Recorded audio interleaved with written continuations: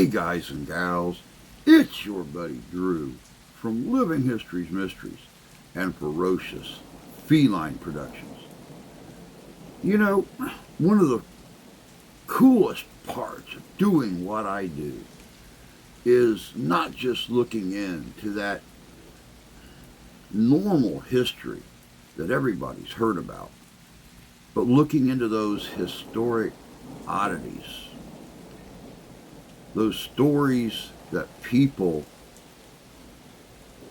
don't normally know anything about. And a lot of you are going to scoff just a little bit when I tell you what this video is about. Back in the 19th century, there was a gentleman named Dr. John Murray Spears. He lived out in Lynn, Massachusetts. According to local legend, newspaper articles, stories told through the generations, this man was the stuff of legends. This man was the stuff of literature. I'm not going to go into a lot of detail. I'm going to let you watch the video.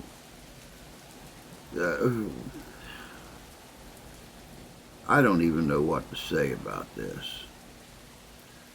Just do yourself a favor. Check this out. This is good.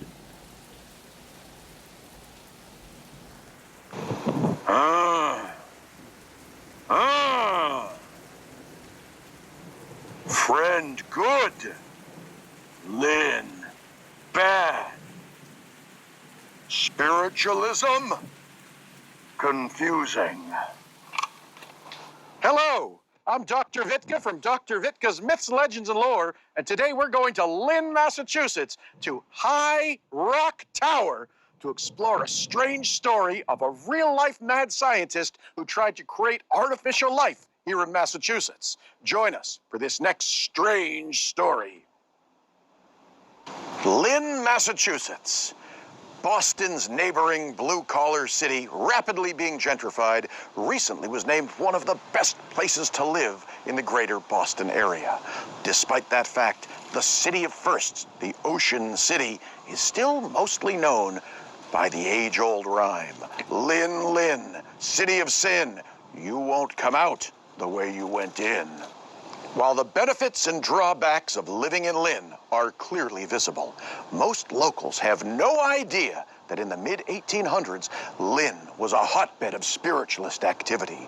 Spiritualism was a new religious movement entirely dedicated to communicating with the dead. People would receive messages from the dearly departed. Lynn had spiritualist camps and spiritualist retreats, and at one point, they even had a giant enchanted spiritualist toad statue. That makes Lynn the perfect place for our protagonist, John Murray Spear, to stage his great experiment. Born in Boston in 1804, Spear escaped an impoverished childhood. He grew up to be a respected Universalist minister. He didn't seem like the kind of person to create a monster. Spear championed progressive causes like women's rights, the abolition of slavery, and prison reform. People loved him. He seemed like a normal guy.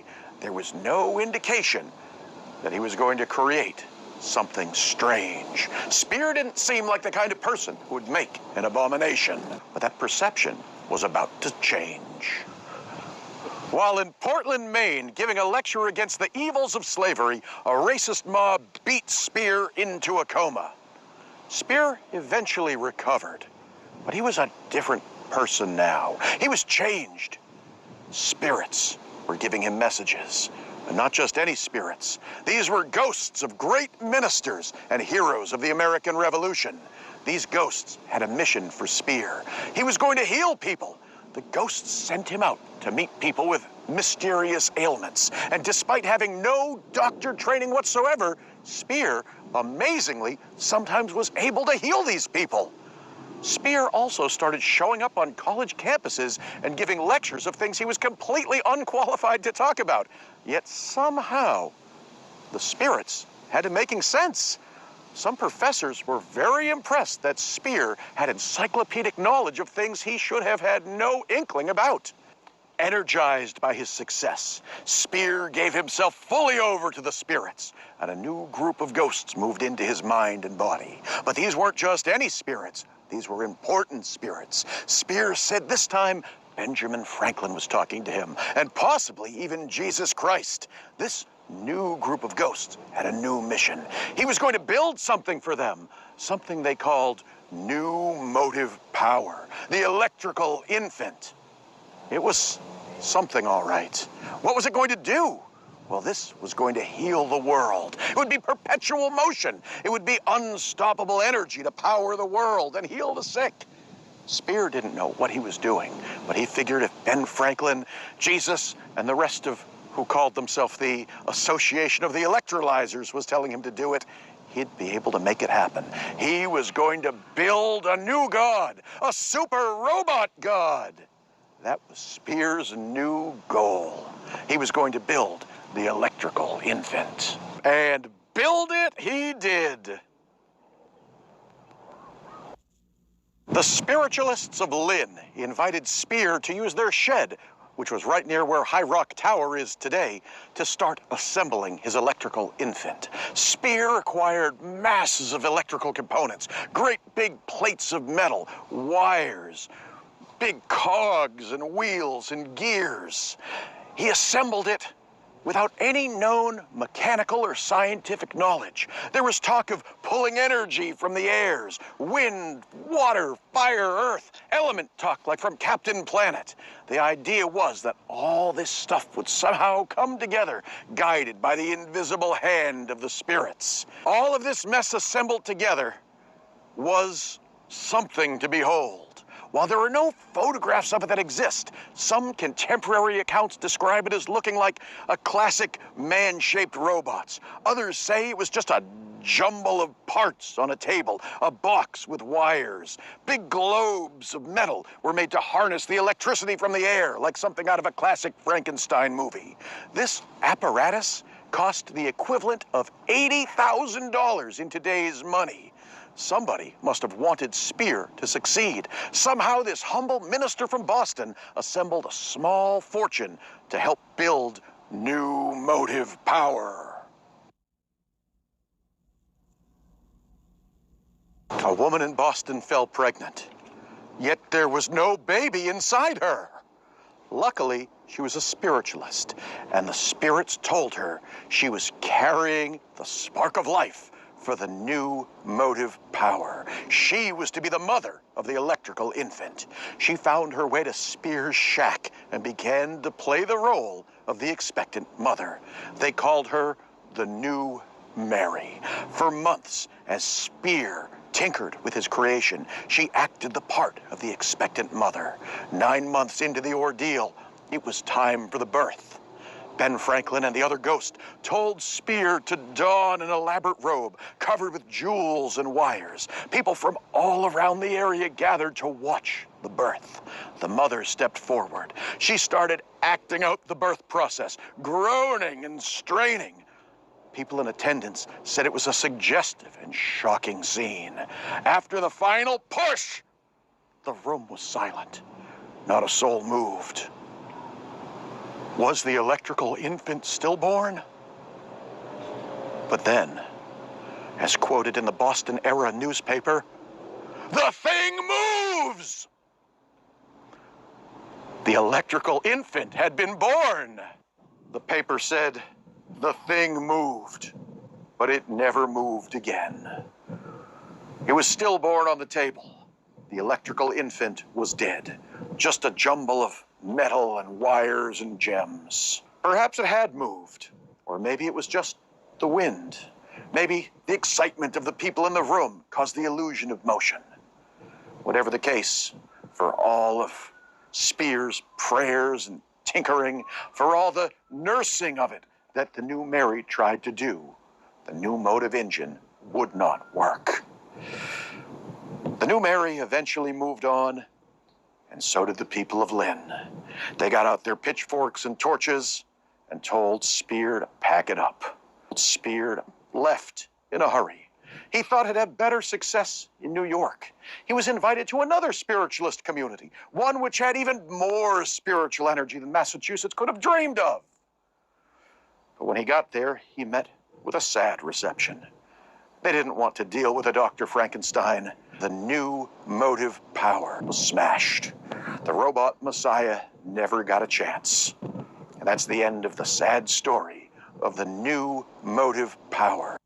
As Dr. Frankenstein said, we are indeed alive. I don't know about you, but I'd certainly go to church much more often if I knew that my minister was trying to create artificial robots with a soul. This episode goes to show you that there's weird history hidden everywhere in New England. Are there stories you want us to cover? Please let us know. If you enjoyed the video, like and subscribe.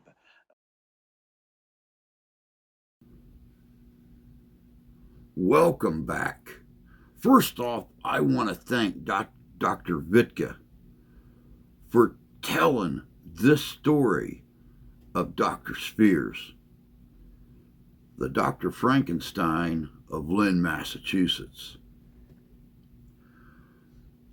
This is an unusual story, but it does have historical basis, believe it or not. This was recorded in local newspaper,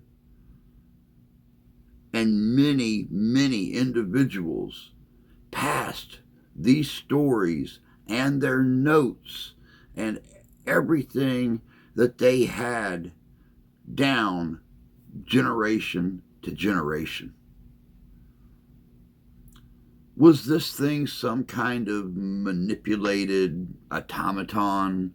Were there strings or pulleys or something that made this thing move to deceive the crowd?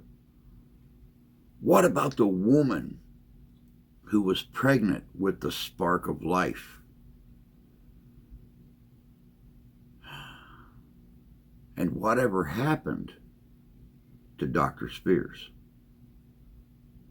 There's very little known about him after he went to New York to join that other spiritual group.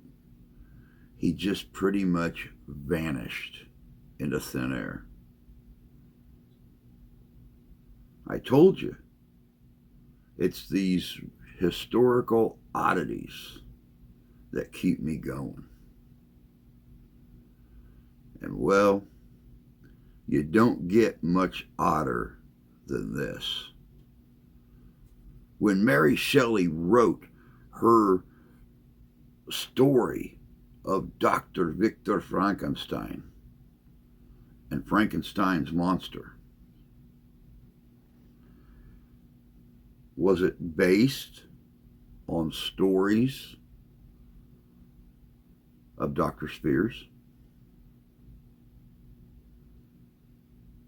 I'm afraid that remains one of those mysteries that history left behind.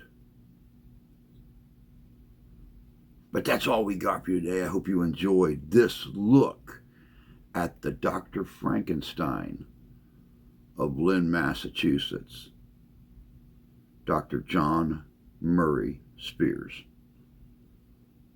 Until next time, take care of yourselves. Take care of each other. God bless you. God love you. We do. And we'll see you out there.